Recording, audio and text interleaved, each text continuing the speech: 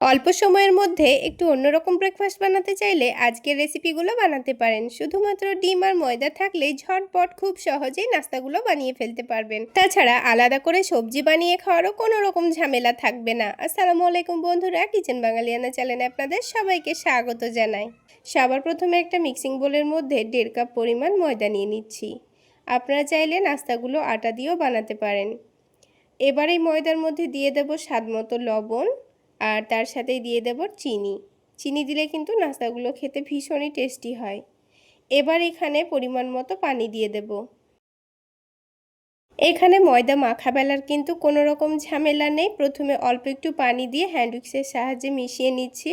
আর ব্যাটারটা তৈরি করে নেওয়ার সময় দেখবেন বারে বারে অল্প অল্প করে পানি দিয়ে তৈরি করে নিলে ব্যাটারের মধ্যে কিন্তু একটুও দলাভাব থাকবে না। আর একেবারে পানিটা দিয়ে ব্যাটারটা তৈরি করলে কিন্তু এই ব্যাটারের মধ্যে অনেকটা দলাভাব চলে আসতে পারে। তাই বারে বারে অল্প অল্প করে পানি দিয়ে ব্যাটারটা তৈরি করে নিতে হবে। তাছাড়া একেবারে পানি দিয়ে দিলে দেখবেন ব্যাটারটা কিন্তু অনেকটাই পাতলা হয়ে যেতে পারে। তো দেখুন কিছুক্ষণের মধ্যে কিন্তু ব্যাটারটা আমি খুব সুন্দর করে তৈরি করে নিয়েছি। খুব বেশি ঘনও হবে না, আবার অনেকটা পাতলাও হবে না।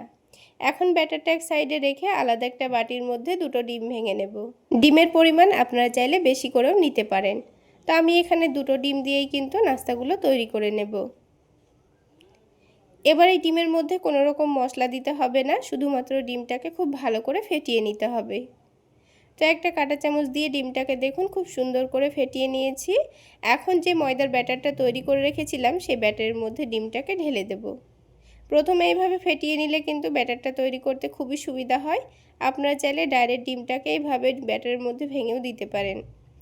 এবার আবারও হ্যান্ড উইক্সের সাহায্যে ব্যাটারটাকে খুব সুন্দর করে ডিমের সঙ্গে মিশিয়ে নেব। তো দেখুন কিছুক্ষণের মধ্যেই কিন্তু খুব সুন্দর করে মিশিয়ে নিয়েছি। এবার একটা চামচ দিয়ে আমি আপনাদের ব্যাটারের ঘনত্বটা দেখিয়ে দিচ্ছি। দেখুন ঠিক এই রকম ঘনত্বের ব্যাটার তৈরি করে নিতে হবে। খুব বেশি পাতলাও হবে না, আবার অনেকটা ঘনও হবে না। এবার নাস্তাগুলোর জন্য ভেতরের একটা দুর্দান্ত স্বাদের পুর তৈরি করে নেব। তার জন্য 2 টেবিল চামচ সয়াবিন তেলের মধ্যে 1 টেবিল চামচ মতো আদা রসুন বাটা দিয়েছি। এবার এই আদা রসুনের কাঁচা গন্ধ যাওয়া পর্যন্ত খুব ভালো করে ভেজে নেব। কিছুক্ষণের মধ্যে আদা রসুনটা খুব সুন্দর ভাজা হয়ে গেছে। এখন এর মধ্যে বেশ খানিকটা পরিমাণ পেঁয়াজ কুচি দিয়েছি, তারপরে গাজর কুচি দিয়ে দিয়েছি, ঝালের জন্য কাঁচামরিচ কুচি দিয়েছি। এবার সব কিছু একটু ভালো করে নাড়াচাড়া করে নিয়ে হালকা করে ভেজে নিতে হবে। তো এখানে কিন্তু আমি পেঁয়াজ গাজরগুলোকে খুব বেশি ভাজবো না, অল্প করেই ভেজে নেব। সবজিগুলো যখন হালকা ভাজা হয়ে গেছে তখন এখানে অল্প একটু বোনলেস চিকেন দিয়ে দিচ্ছি। আর চিকেনটাকে আমি আগে লবণ আর একটু আদা রসুন বাটা দিয়ে সেদ্ধ করে নিয়ে একটু ভালো করে ঝুড়ো ঝুড়ো করে নিয়েছি। তো আমি এখানে অল্প একটু চিকেন দিয়ে কিন্তু অনেকটা পরিমাণ চিকেনের পুর তৈরি করে নেব। তো এবার সব কিছুর মধ্যে স্বাদ মতো লবণ, অল্প একটু ভাজা জিরা গুঁড়ো আর সয়া সস দিয়ে দিয়েছি। তারপর আবারও সব কিছু একটু ভালোভাবে নাড়াচাড়া করে মিশিয়ে নেব। তারপর এখানে 1 টেবিল চামচ মতো কর্নফ্লাওয়ার পানির মধ্যে গুলে নিয়ে দিয়ে দিয়েছি। যেহেতু চিকেনটা আগে থেকে সেদ্ধ, তাই রান্নাটা করতে কিন্তু খুব বেশি সময় লাগবে না। এবার নামানোর আগে 1 টেবিল চামচ মতো টমেটো সস দিয়েছি আর অল্প একটু চাট মশলা দিয়েছি। এবার সব কিছু একসঙ্গে ভালোভাবে নাড়াচাড়া করে মিশিয়ে নিতে হবে। এবার গ্যাসের ফ্লেমটা বন্ধ করে নিয়ে অল্প একটু শসা কুচি দিয়ে দিচ্ছি। শসা দেওয়াটা কিন্তু সম্পূর্ণ অপশনাল, কিন্তু দিয়ে একবার খেয়ে দেখবেন, খেতে ভীষণই টেস্টি হয়। তো সব কিছু একসঙ্গে ভালোভাবে মিশিয়ে এবার এটাকে আমি নামিয়ে নেব। এইভাবে চিকেনের পুরটা তৈরি করে আপনারা চিকেন প্যাটিস, চিকেন রোল যে কোনো কিছু তৈরি করে নিতে পারবেন। তো এই চিকেনের পুরটা নামিয়ে রেখে প্যানের মধ্যে আবারও অল্প করে একটু তেল দিয়ে দিয়েছি। এবার আমি আপনাদের নাস্তাগুলো বানিয়ে দেখিয়ে দিচ্ছি। খুবই সামান্য তেল লাগে, খুবই অল্প তেলের মধ্যে নাস্তাগুলো বানিয়ে ফেলতে পারবেন। তারপর 2 চামচ ব্যাটার দিয়ে রুটির মতো করে শেপ দিয়ে দিতে হবে। তারপর নিচের দিকটা যখন খুব ভালোভাবে হয়ে যাবে তখন এটাকে উল্টে দিতে হবে। তারপর দেখুন অপর দিকটাও কিন্তু খুব সুন্দর করে একটু চেপে চেপে ভেজে নিতে হবে। 2 দিকটাই কিন্তু খুব সুন্দর কালার চলে আসলে আমি আবারও এটাকে উল্টে দিয়েছি। এখন কিন্তু পরোটাটা খুব সুন্দর আমাদের ভেজে নেওয়া হয়ে গেছে। এখন এই পরোটার এক সাইডে যেই চিকেনের পুরটা আমি তৈরি করে নিয়েছিলাম সেটা অল্প করে দিয়ে দিতে হবে। তো পরোটাগুলো ভেজে তুলে নেওয়ার পরেও কিন্তু আপনারা এটাকে এই সাইডে দিয়ে রোল করে নিতে পারেন। তো আমি প্যানের উপর থেকে এটাকে রোল করে নিচ্ছি। তো যেভাবে আমরা পাটিসাপটা পিঠা তৈরি করার জন্য ফোল্ড করে নিই, ঠিক সেইভাবে এটাকে ফোল্ড করে নিতে হবে। আর দেখুন রোলটা কিন্তু খুব সহজেই তৈরি হয়ে গেল। তো একটা রোল কিন্তু আমাদের তৈরি করা হয়ে গেল। তাহলে দেখলেন তো বন্ধুরা, কত অল্প সময়ের মধ্যে আমাদের চিকেন রোল তৈরি করা হয়ে গেল। কোনো রকম মাখা বেলার ঝামেলা ছাড়াই কিন্তু খুবই অল্প তেলের মধ্যে খুবই সহজে বানিয়ে ফেলতে পারবেন। আর খেতেও কিন্তু ভীষণই টেস্টি হয়। ঠিক একইভাবে আমি সবগুলো রোল তৈরি করে নিচ্ছি। তাহলে বন্ধুরা, আজকের এই মাখা বেলার ঝামেলা ছাড়া চিকেন রোল রেসিপিটি আপনাদের কেমন লাগলো অবশ্যই কমেন্ট করে জানাবেন। আর ভালো লাগলে একটা লাইক শেয়ার করে দেবেন। আর আমার এই সহজ রেসিপিগুলো যদি ইউটিউব চ্যানেল থেকে দেখে থাকেন, চ্যানেলটি সাবস্ক্রাইব করে দেবেন। আর ফেসবুক পেজ থেকে দেখে থাকলে পেজটি ফলো করে দেবেন। তো দেখুন, কত অল্প সময়ের মধ্যে সবগুলো নাস্তা আমার তৈরি করা হয়ে গেল।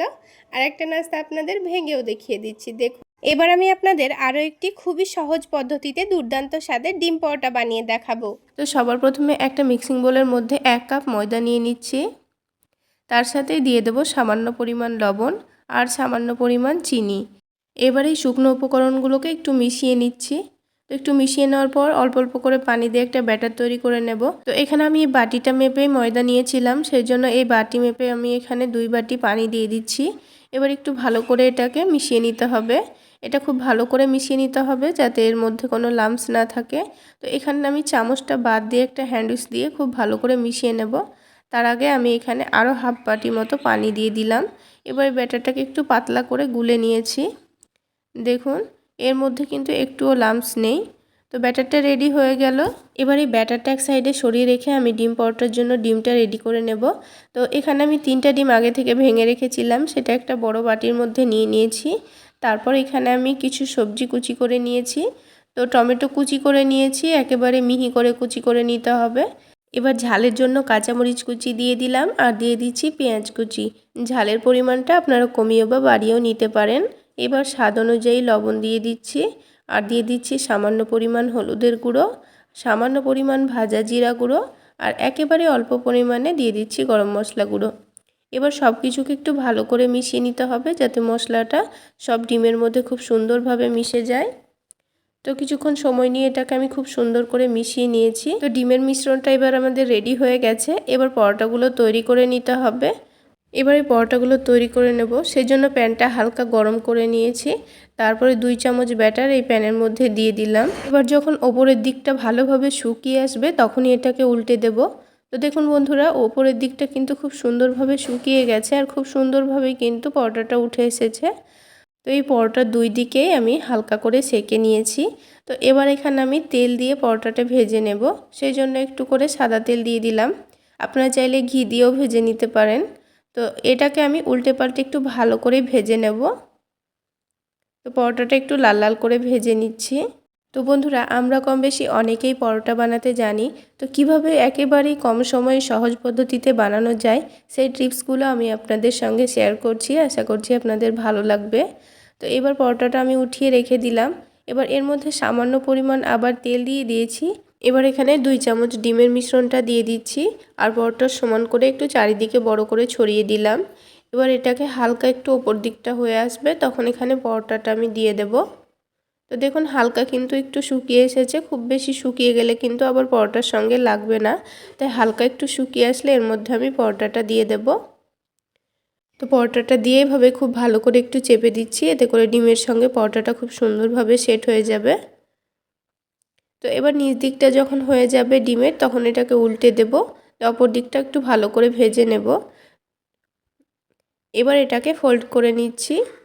তো বন্ধুরা, এভাবে ডিম পরোটাটা একবার হলো বানিয়ে খেয়ে দেখবেন, এটা খেতে কিন্তু অনেকটাই টেস্টি হয়। তো বন্ধুরা, দেখলেন তো কত সহজে পরোটাগুলো তৈরি করা হয়ে গেল। এই পরোটাগুলোকে এবার কেটে সার্ভ করে নিচ্ছি।